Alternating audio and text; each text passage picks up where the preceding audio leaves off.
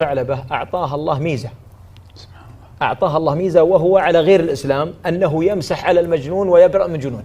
لا أبعيد.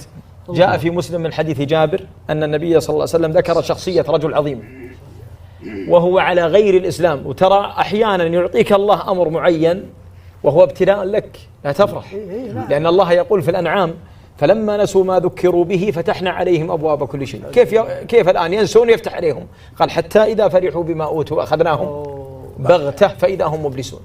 ولهذا يشكر الله تبارك وتعالى على نعمة أسدلت إليه ويأتيها بالشكر وبالزيادة. على كل حال، ضماد بن ثعلبة أعطاها الله ميزة وهو على غير الإسلام، أنه إذا مسح على المجنون يبرأ من جنونه. لا إله إلا الله.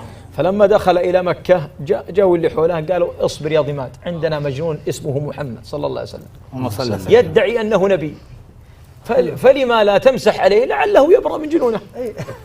فدخل ضماد بن ثعلبة وجلس في غرفة الله في مكة، قال: أنا جاي ما عندي شيء، ليش ما أروح أبحث عن محمد ونمسح عليه لعله يبرئ من جنونه ونسمع منه. أخذ كلام القوم الذين حوله، فخرج في مكة يقول: أين أجد محمد؟ أين أجد محمد صلى الله عليه وسلم؟ قالوا: تجده قبيل الكعبة قريبا منها جالس.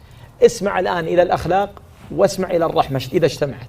لا إله إلا الله. فلما جاء ضماد بن ثعلبة دخل ويلتفت النبي صلى الله عليه وسلم فإذا ضماد بن ثعلبة قادم، فقال: مرحبا بضماد بن ثعلبة.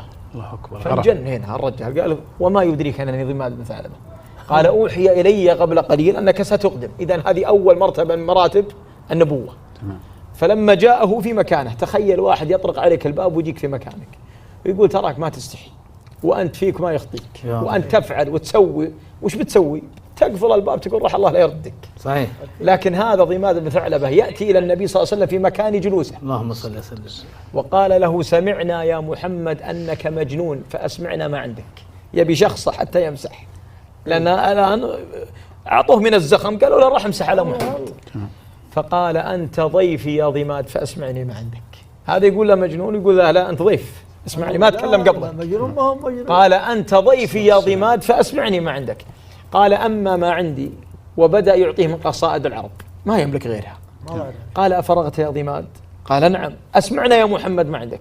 قال: أما ما عندي إن الحمد لله أحمده وأستعينه وأستغفره وأستهديه ونعوذ بالله من شرور أنفسنا وسيئات أعمالنا، من يهده الله.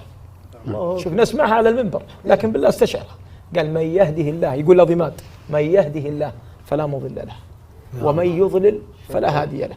قال: أعد والله ليس بكلامي مجنون. قال: إن الحمد لله أحمده وأستغفره وأستهديه ونعوذ بالله من شرور أنفسنا وسيئات أعمالنا، من يهده الله. يشرع على ضماد، قال: فمن يهده الله فلا مضل له. قال: أعد والله ليس بكلامي مجنون. فلما عادها النبي صلى الله عليه وسلم في الثالثة قال: أشهد أن لا إله إلا الله وأنك رسول الله. جاء على النبي شخص النبي صلى الله عليه وسلم ويرجع. الآن كلما سمعنا ضماد قلنا رضي الله عنه وأرضاه وهو من أصحاب رسول الله صلى الله عليه وسلم.